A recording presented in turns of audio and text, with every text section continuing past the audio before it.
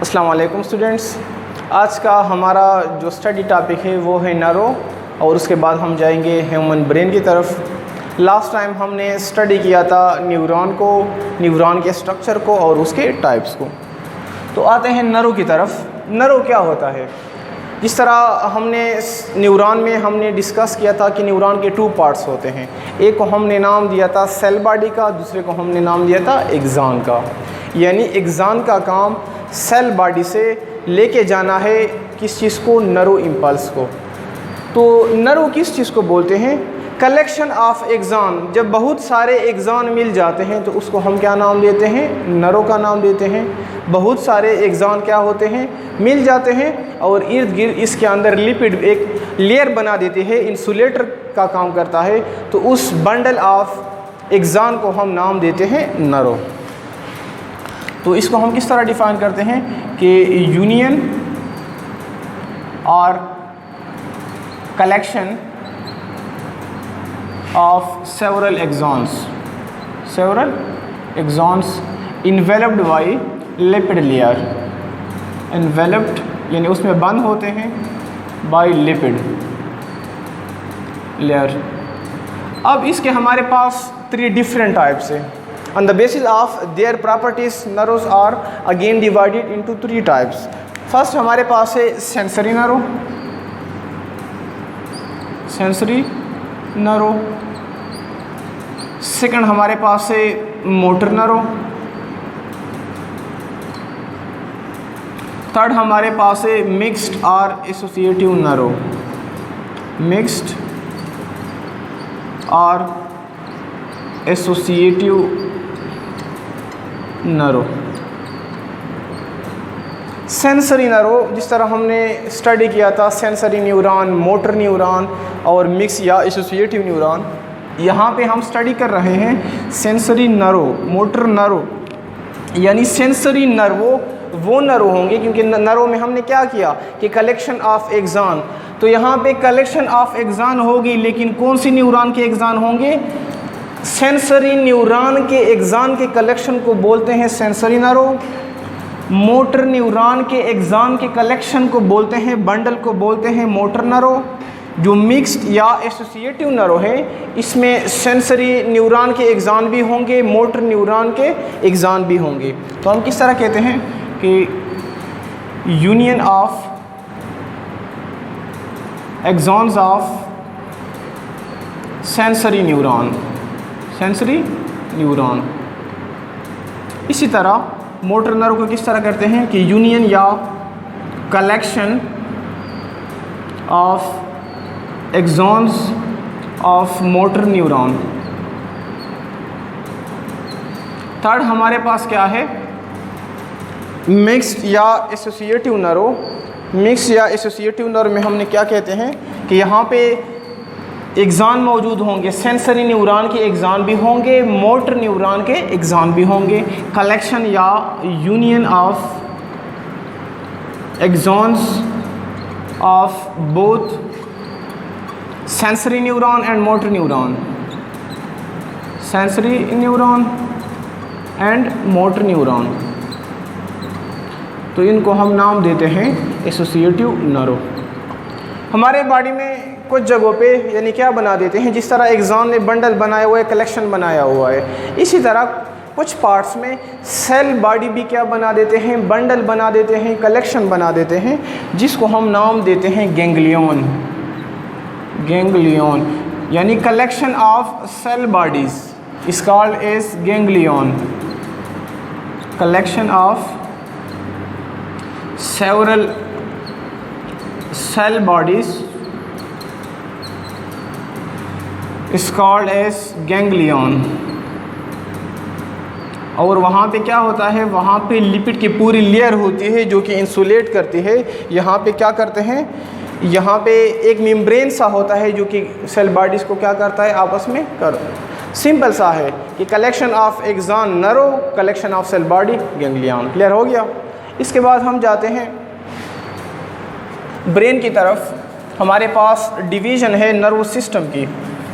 तो एक central nervous system है, दूसरा हमारे पास है peripheral nervous system. The central nervous system is again divided into two portions, the brain and the spinal cord. Today we will only discuss about the brain. In next lecture we will also study in detail about the structure and function of spinal cord. Now we will come toward the brain. Brain क्या होता है हमारे पास? यानी हमारा जो nervous system है, human का nervous system, उसमें होते हैं 10 to 100 बिलियंस न्यूरॉन्स होते हैं। The human nervous system is made up of about 10 to 100 billions of neurons. अब आप लोग खुद अंदाज़ा लगाए कि कितने न्यूरॉन्स बनते हैं, बिलियंस ऑफ न्यूरॉन्स। यानी हमारा जो नर्वस सिस्टम है उसमें 10 से लेकर 100 बिलियन न्यूरॉन्स होते हैं। Brain is one of the most mysterious and wonderful creature of the nature because of it control all the function of the body due to its structure and functions. अब brain कहाँ पे मौजूद होता है, यानी next lecture में हम आएंगे स्केलेटन। जो हमारा स्केलेटन है वो डिटेल से हम डिस्कस करेंगे। स्केलेटन जो हमारा फेस है, ठीक है, फेस के बोन्स और जो हमारे सर के बोन्स है, इनको हम नाम देते हैं स्कल। लेकिन वो पार्ट जो कि हमारे ब्रेन को प्रोटेक्ट करता है, लेकिन जो हमारे सर वाला, सिर्फ सर वाला बोन, इसको हम नाम देते हैं क्रेनियम का। तो ब्रेन कहाँ पे, ब्रेन को कौन प्रोटेक्ट करता है? Cranium, cranium of skull. चूँकि एज अ होल स्कल है तो ऊपर वाला क्या हो गया? क्रेनियम हो गया। It is protected by cranium of skull. Cranium of skull उसको प्रोटेक्ट करता है। हमारा जो ब्रेन है वो 3 लेयर्स होते हैं। वैसे 3 लेयर्स है लेकिन एज अ होल हम एक लेयर दिखाई देते हैं, और उन 3 लेयर्स, क्रेनियम के बाद वो 3 लेयर्स मौजूद होते हैं। उन 3 लेयर्स को नाम देते हैं मेनिंजेस। और brain is enclosed by 3 layers which is called as meninges. Meninges का फंक्शन क्या होता है? ये हमारे ब्रेन को प्रोटेक्शन देते हैं, कशन देते हैं, हमारे ब्रेन को ऑक्सीजन प्रोवाइड करते हैं, न्यूट्रिएंट प्रोवाइड करते हैं। Now, so the function of meninges is to protect the brain. It act as a caution. caution का काम करते हैं कि अगर फॉर एग्जांपल कोई झटका लग जाता है, कोई एक्सीडेंट होता है, तो पहले ब्रेन डैमेज नहीं होता, पहले ये क्या होते हैं, हमारे पास जो meninges है वो डैमेज होते हैं। इसके साथ साथ ये क्या करता है, न्यूट्रिएंट्स प्रोवाइड करता है थ्रू कैपिलरीज के ज़रिए ब्रेन के पार्ट्स को। और क्या करता है, ये ऑक्सीजन प्रोवाइड करता है। अब क्या है कि ये जो 3 लेयर्स है, इसी में तुम लोग डिटेल से पढ़ोगे, ड्यूरा मैटर, पिया मैटर, इनके अलग अलग काम है, इनके अलग फंक्शंस है। लेकिन इन 3 लेयर्स के दरमियान एक फ्लूइड सा मौजूद होता है, वाटर सा मौजूद होता है, जिसको कहते हैं cerebrospinal fluid. Cerebro spinal fluid which is simple abbreviated as CSF। और इसी सेरेब्रोस्पाइनल की वजह से इनका काम है, काशन का काम है, ठीक है। इसी की वजह से ऑक्सीजन का काम है, न्यूट्रिएंट्स का काम है और प्रोटेक्शन का काम है। यानी ये एक किस्म का स्ट्रक्चर होते हैं जो कि सेंट्रल बॉडी स्पाइनल कार्ड के साथ कनेक्ट होते हैं, जिसको हम नाम देते हैं वेंट्रिकल का। लेकिन ये जो सेरेब्रोस्पाइनल फ्लूइड है इन मेनिंजेस में मौजूद होता है। ब्रेन हमारे पास ह्यूमन के अंदर और बाकी वर्टिब्रेट्स के अंदर मौजूद होता है। जो ह्यूमन के अंदर है वो वेल डेवलप्ड है as compare to other vertebrates. Vertebrates क्या होते हैं? वो एनिमल्स जिनका वर्टेब्रल कॉलम होता है। 2 टाइप के एनिमल होते हैं on the basis of vertebral column. वो एनिमल्स जिनके अंदर बैकबोन, रीढ़ की हड्डी मौजूद होती है तो उसको बोलते हैं वर्टिब्रेट्स। जिसके अंदर मौजूद नहीं होती इसको हम नाम देते हैं इनवर्टिब्रेट्स। अब हम आते हैं ब्रेन की तरफ। ह्यूमन में और बाकी जो हमारे पास वर्टिब्रेट्स हैं, हायर वर्टिब्रेट्स हैं, उसमें ब्रेन के 3 पार्ट्स हैं। यानी ब्रेन को हम 3 हिस्सों में डिवाइड करते हैं। The brain is divided into 3 parts. एक को हम नाम देते हैं फोर ब्रेन, एक को हम नाम देते हैं मिड ब्रेन, थर्ड को हम नाम देते हैं हैंड ब्रेन। अब पहले हम आते हैं फोर ब्रेन की तरफ। फोर ब्रेन के अगेन हमारे पास 3 टाइप्स होते हैं। एक को हम नाम देते हैं सेरेब्रम, दूसरे को हम नाम देते हैं थैलेमस, और थर्ड को हम नाम देते हैं हाइपोथैलेमस। सेरेब्रम, सेरेब्रम क्या है, यानी ब्रेन के 3 पार्ट्स में, fore brain, mid brain, hind brain में सबसे लार्जेस्ट पार्ट कौन सा है, फोर ब्रेन। फिर फोर ब्रेन में सबसे लार्जेस्ट पार्ट कौन सा है, cerebrum. Cerebrum is the largest part of fore brain. हमारे पास जो सेरेब्रम है ये क्या है, लार्जेस्ट पार्ट है। सेरेब्रम क्या है, ये हमारे पास लार्जेस्ट पार्ट है, सबसे बड़ा पार्ट है ब्रेन का। इनका काम क्या होता है, यानी ये कंट्रोल करता है स्केलेटल मसल्स को, वो मसल जो हमारी बोन के साथ अटैच हैं, जो कि हमें मूवमेंट में मदद देते हैं, लोकोमोशन में मदद देते हैं। किस चीज़ को कंट्रोल करता है, skeletal, it control the skeletal muscles. इसके साथ साथ इंटेलिजेंस को कंट्रोल करता है, इमोशंस को कंट्रोल करता है, हमारे जो थिंकिंग है, सोच है, उसको कंट्रोल करता है। कौन कंट्रोल कर रहा है, सेरेब्रम कंट्रोल कर रहा है। ये तुम लोग को याद होना चाहिए, एक एक पॉइंट्स याद होना चाहिए, क्योंकि एमसीक्यूज़ में आते हैं कि for example skeletal muscle is control by which part of brain, तो तुम लोग को पता होना चाहिए। अगेन हम क्या करते हैं, सेरेब्रम को अगेन हम 2 हिस्सों में डिवाइड करते हैं, यानी इसको बोलते हैं cerebral hemisphere. Cerebrum is again divided into 2 parts which is called as cerebral hemisphere. Cerebral hemisphere, तो सेरेब्रल निकला हुआ है सेरेब्रम से, हेमी बोलते हैं हाफ को बोलते हैं, स्फीयर बोलते हैं सर्कल को यानी गोल को, यानी जो सेरेब्रम है इसको हम 2 पार्ट्स में डिवाइड करते हैं। एक हमारे पास इनका आता है इंटीरियर पार्ट, एक इनका आता है posterior part. Interior part control करता है अल्फैक्टरी बल्ब को। अल्फैक्टरी बल्ब यानी वहाँ पे वो नर्व्स होते हैं जो कि अल्फैक्शन को कंट्रोल करते हैं, सेंस ऑफ स्मेल को कंट्रोल करते हैं। अल्फैक्शन, ये किस चीज़ को, अल्फैक्शन को। अल्फैक्शन आगे किस चीज़ को कंट्रोल करते हैं, स्मेल को कंट्रोल करते हैं, सेंस ऑफ स्मेल को, स्मेलिंग को। अगला हमारे पास है पोस्टीरियर पार्ट है, जिसको हम क्या कहते हैं, सेरेब्रल कॉर्टेक्स भी बोलते हैं। इनके अगेन हमारे पास 2 पार्ट्स होते हैं, एक को हम नाम देते हैं ग्रे मैटर का नाम देते हैं, एक को हम नाम देते हैं वाइट मैटर का नाम देते हैं। तो ग्रे मैटर और वाइट मैटर में क्या डिफरेंस होता है, जो ग्रे मैटर है हमारे पास, इसमें नॉन माइलिनेटेड न्यूरॉन्स है। नॉन माइलिनेटेड न्यूरॉन का मतलब कि एग्जाम के ऊपर माइलिन शीट नहीं होता, श्वान से माइलिन रिलीज नहीं करते। जो हमारे पास वाइट मैटर है उसको हम माइलिनेटेड न्यूरॉन बोलते हैं, क्योंकि इनके सरफेस के ऊपर क्या होता है, माइलिन शीट मौजूद होता है। और ये क्या कर लेते हैं, फोल्ड बना देते हैं ताकि वो स्किन से आसानी से गुजर जाए, और ये आके हमारे पास 4 लोब्स बना देते हैं। ये 4 लोब्स बना देते हैं। एक को हम नाम देते हैं फ्रंटल लोब, एक हमारे पास है इनका टेम्पोरल लोब है, एक हमारे पास पेरिटल लोब है इनका, और एक है ऑक्सीपिटल लोब है, ऑक्सीपिटल लोब।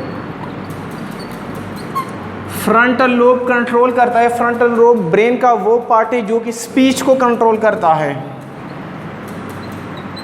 ठीक है, बाज़ औक़ात क्या होता है, एक्सीडेंट हो जाती है तो कहते हैं कि इनका जो स्पीच ऑफ सेंटर है, सेंटर ऑफ स्पीच है, वो क्या हो गया, लास्ट हो गया। इट मीन कि उसका फ्रंटल लोब क्या हो गया, डैमेज हो गया, वो बोल नहीं पाता।